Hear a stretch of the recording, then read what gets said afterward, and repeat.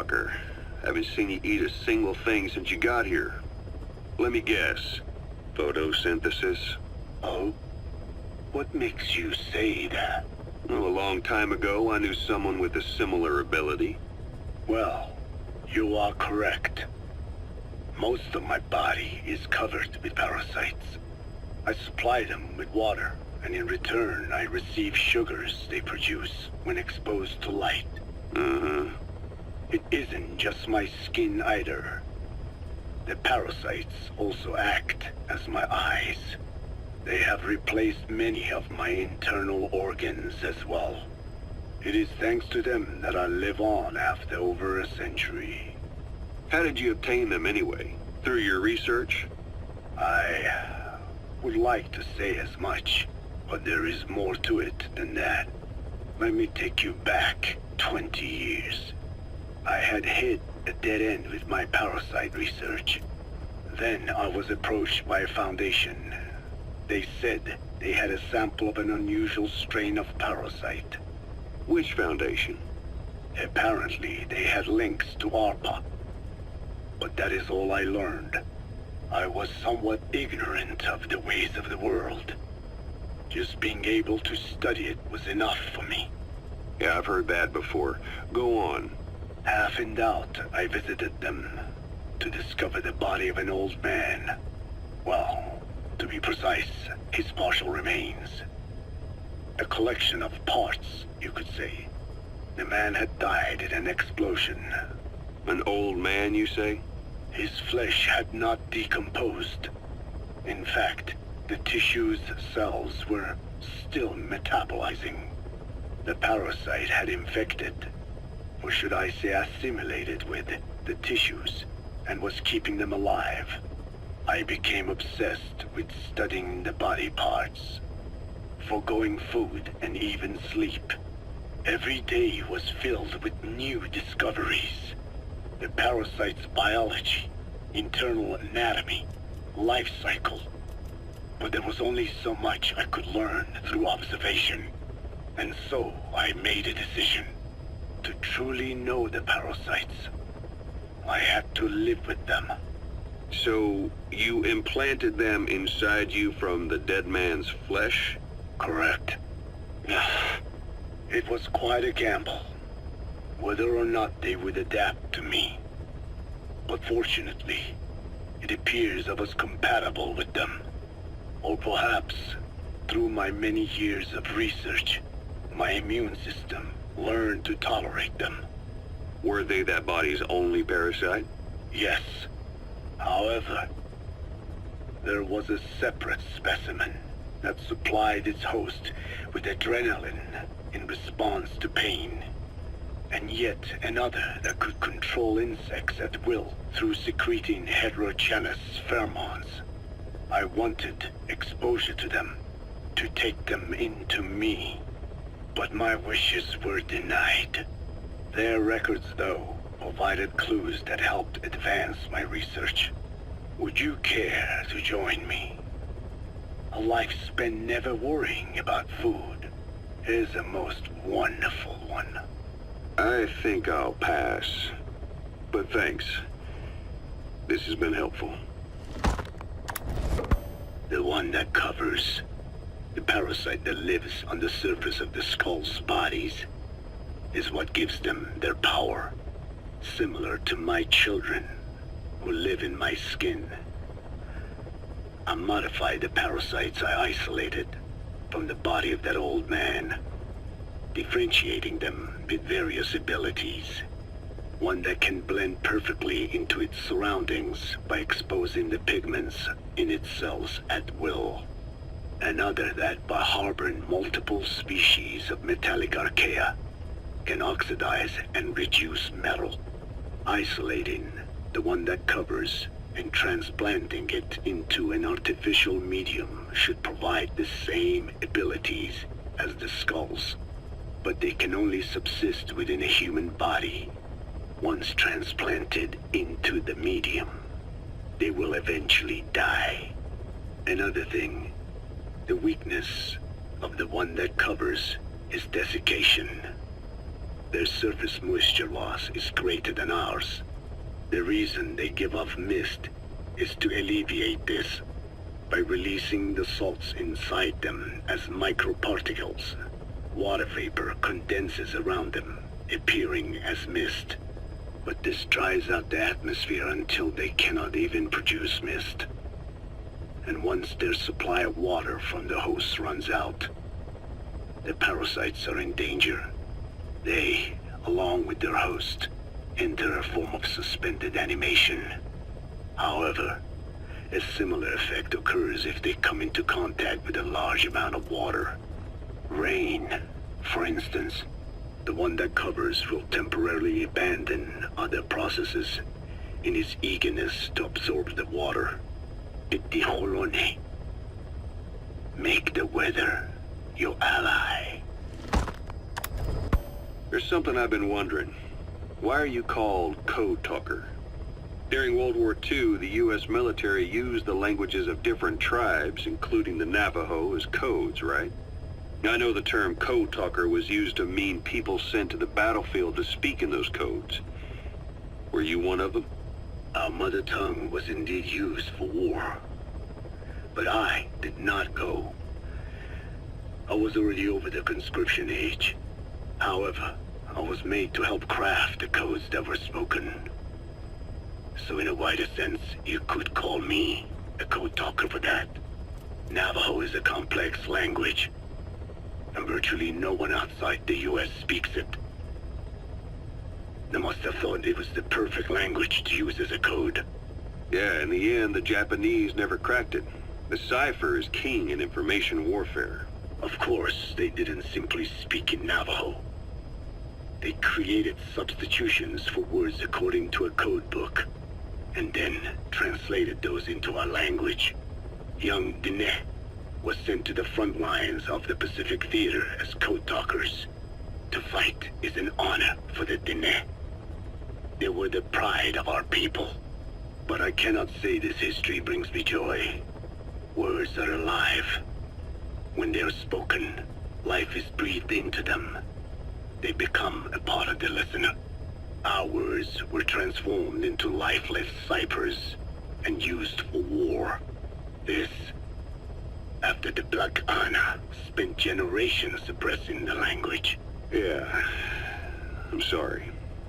So I guess we shouldn't be calling you Code Talker, huh? No, I do not mind. The reason Skullface called me Code Talker was because I also am responsible for coding language into the vocal cord parasites. I am the same as those young warriors, used for a cipher's sake. I must never forget that. The name, Code Talker, is a lesson carved into my being. You said Skullface ordered you to weaponize the vocal cord parasites. But you also said he wasn't the reason. And he wasn't. I was seduced by the parasites. That is a fact. How? You mean from your curiosity as a scientist? That I cannot deny. But there is more to it. The story goes back to the 19th century, to my earliest memory. One day, a man from the government visited our Hogan, our home. I cried as he yanked me from my mother's arms and took me away to an Indian boarding school. From that day forward, I became George. This was the name my teacher gave me. I was forced to give up my Diné name, forbidden from speaking anything but English. If we dared utter a word of filthy Navajo, the teacher made us eat a bar of soap. Yeah, that was the U.S. government's education policy for Native Americans. To erase our words was like erasing our people. Their education was tantamount to ethnic cleansing. Over time, the overt persecution of our language stopped. But to this day, it continues to be eaten away by the lingua franca, that is English. Many of the Diné outside the reservations can speak nothing else. And it isn't just our language. Across the world, minority languages are being destroyed by dominant languages. Many are on the verge of extinction. Enter the vocal cord parasites. Yes, I began thinking that minority languages needed some sort of deterrent against dominant languages. In order that their peoples and cultures would survive. It was then that I came across literature at the Foundation claiming that man acquired language thanks to a type of parasite, one that distinguishes between languages as a precursor to reproduction. If I could just resurrect it, make it more pathogenic, I would have my deterrent against English. But I failed to hide that aim from Skullface. He noticed. Yes, I wanted to retaliate against the English language, though never did I intend to actually use it as he'd planned. You know how the story ends. I was forced to study how to make the parasites compatible with all the world's languages. All but English. However, he in fact secretly isolated an English strain. I will not be held prisoner by the man's phantom. The English strain must not be allowed to exist either. I have no doubt Skullface's plan is almost complete. At that point, I will no longer be of use to him. I must leave behind this record at least. A record of how the ancient vocal cord parasites became these abominable ethnic cleansing parasites. I believe he has two purposes for the ethnic cleansing parasites. The first, as their name suggests, is ethnic cleansing. This conflict between East and West that envelops the world will not last much longer. Once the Cold War ends, and the weight of America and the Soviet Union is lifted away, the ethnic conflicts they kept suppressed will all rise to the surface. It is not difficult to imagine that the radical sides will begin cleansing their adversaries. But what if an ethnic cleansing parasite matching the language of the aggressors were to be unleashed? The aggressors would be washed off the earth. At the very least, the idea that retaliation could eradicate your people would prove a powerful deterrent. The second purpose is the Englishization of the world. To cipher the organization, this is probably their main use. Man thinks in words, or rather, words are man's very means of thinking.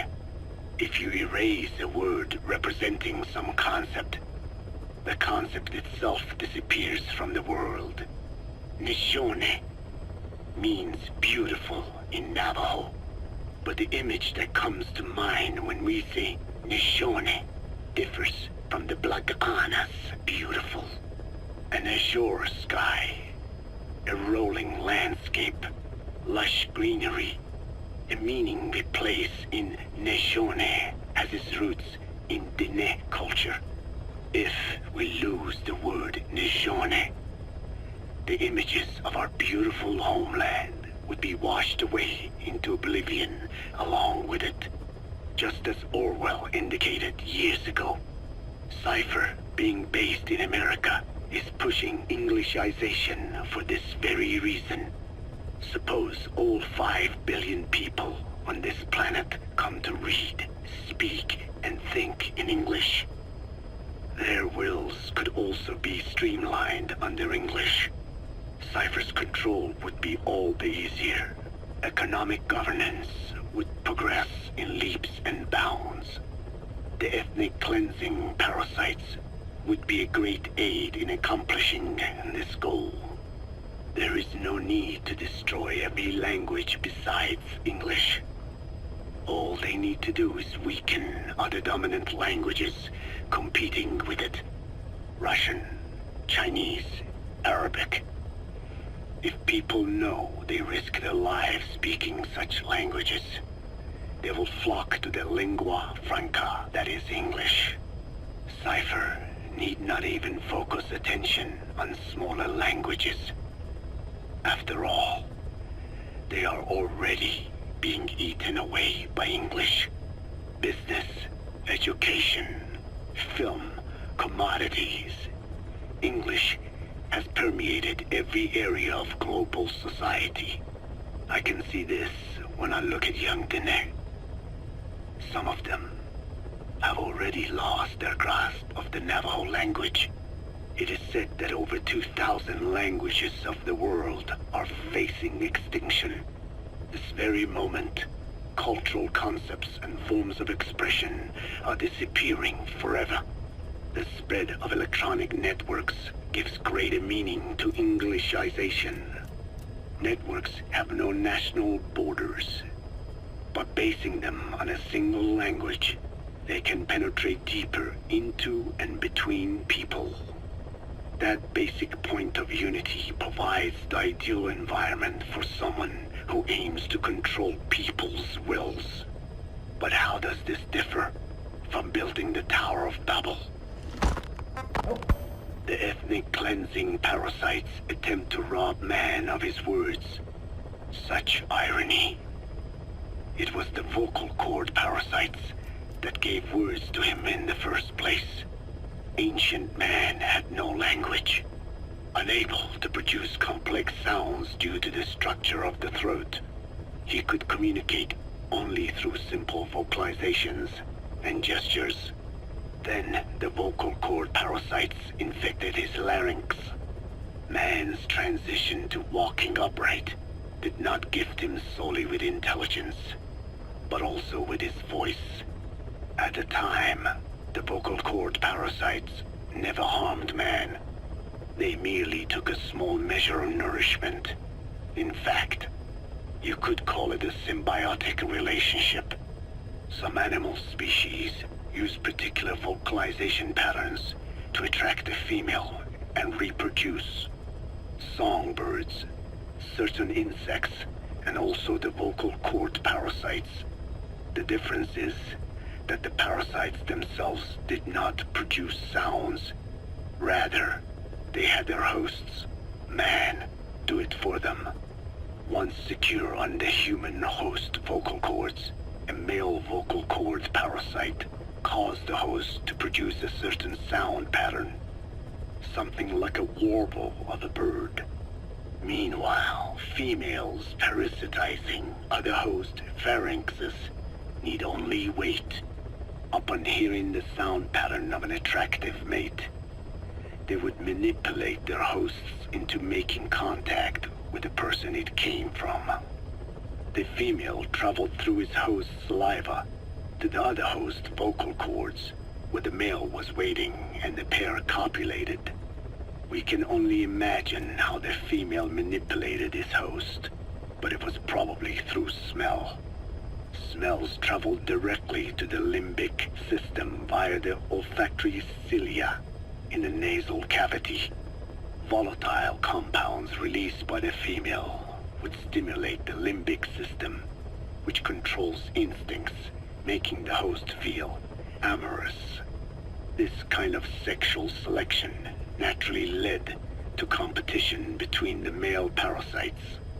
Males that had their hosts produce sounds perceived by females as more attractive succeeded in copulating and producing offspring. Evolutionary traits caused by sexual selection are curious. The peacock's feathers, the mannequin's dance, the firefly's luminescence pattern.